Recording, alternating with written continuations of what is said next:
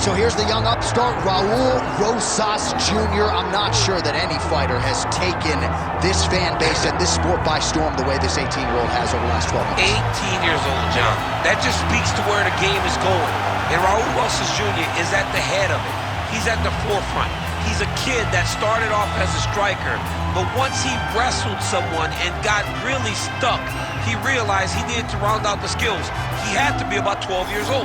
So we are now seeing the next level of mixed martial arts, and it starts with this young man right here. His popularity has absolutely soared. The question beckons, though, how good is Raul Rosas Jr. now relative to his fighting prime? We should get some answers in the octagon here tonight.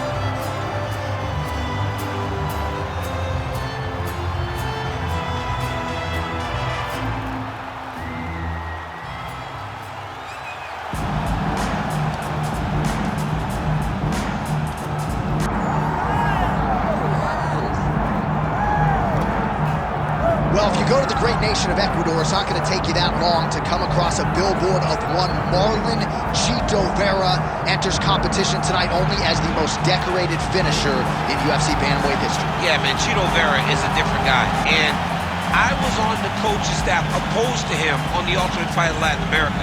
And you could not tell that he would be this, but through his hard work, his dedication, his commitment to getting better, he has made himself into one of the best bantamweights in the entire world. He's a big guy for the weight class. Let's see how he fares tonight. It's amazing to think back to a time in his career when he was 1-2 in the UFC, fearful that he would be cut. And now he's one of the best bantamweights in the world, continuing his quest for a UFC world title.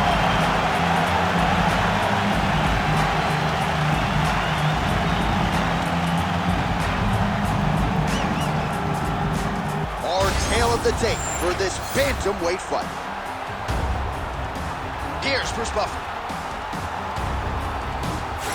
Ladies and gentlemen, this is the main event of the evening.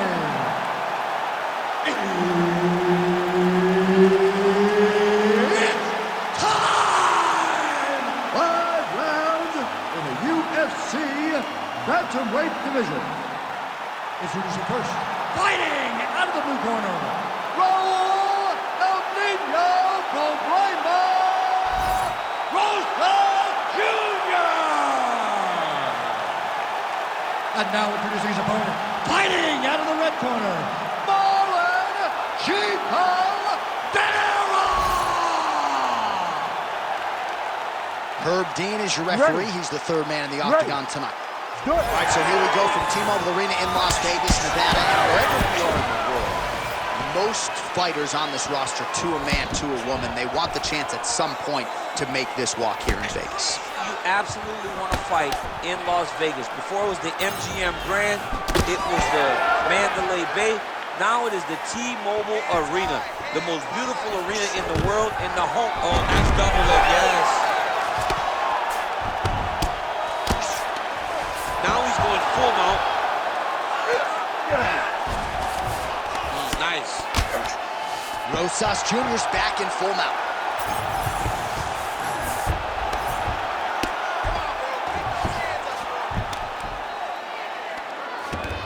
Nice positional control here.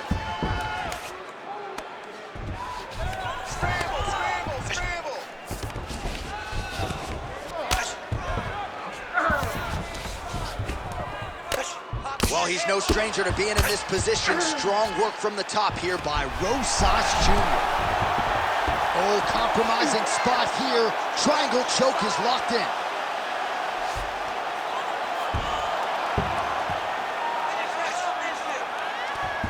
Trying to guard pass here. Not today. No, it ain't happening. Good job understanding the transitions. Getting him out here. Good movement defensively here on the ground by Vera. Oh, now he's going to find himself in a little more danger.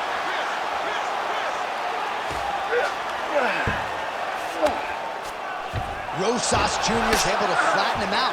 This could very well be the beginning of the end. Man, how fun is this to watch as he continues to dole out damage with the ground and pound. Oh, Rosas Jr. is trying to get a triangle submission here. Oh, good technique there. He's got the triangle choke locked in. Oh, submission defense on full display there. He said that he was very aware of what this guy brought to the octagon, and it showed in that defense. While sometimes our stat guys are stingy with the submission attempt numbers, there have been a lot of them here. Submission defense has held up every step of the way. Yeah, he's a back mount now. Well, working pretty effectively from the top here. Nice ground and pound by Cheeto. All right, operating inside the closed guard now. Can't get it. Good awareness by the defensive fighter. 30 seconds to go in the round. 20 seconds to go in round one. Rosas Jr.'s right back to the full mount. Not there yet, but might get the submission here shortly. That horn sounds means we have reached the end of round one. Stop! All right. Listen, breathe, relax. I need you to get out there and keep this fight on your feet. I want you to avoid that takedown. The only reason... All right, so there's the end of the round. The storyline over those previous 5 minutes. Volume takedowns, offensive wrestling. Yeah, this is an exhausting type of fight. Not only for the offensive fighter, but also for the opponent. Always being under attack, always being defensive, always reacting starts to really wear at your gas tank. It's interesting to see who is more fresh going into the next round. All right, here we go with round two.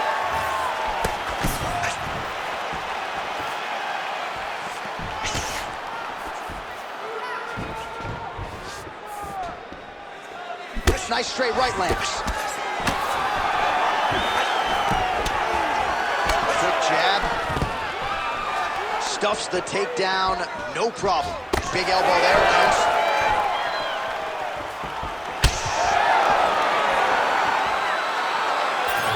Great punch.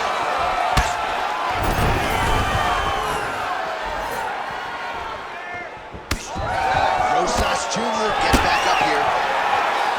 Beautiful combination there. If you are teaching an up-and-coming fighter about throwing volume strikes effectively, you can do worse than watching the film on this. It's a master class, John. It's a master class in mixing up the target, mixing up the strikes. He needs to start looking to finish now because he's got his opponent hurt very bad.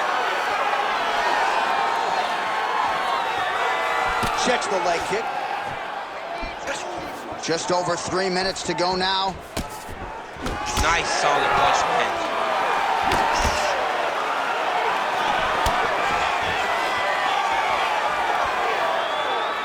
Vera's now switching his stance. Now he switches his stance again. Oh, he jumped guillotine right away. There it is. Oh, somehow he gets out. Fantastic submission D.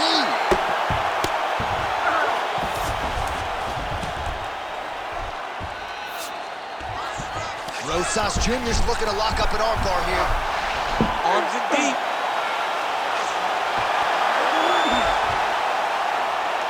Oh, that's tight as he transitions to the belly down armbar.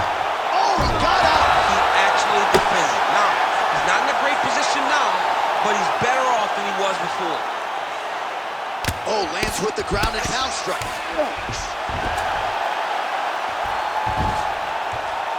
Oh, his ground and pound is on full display here tonight.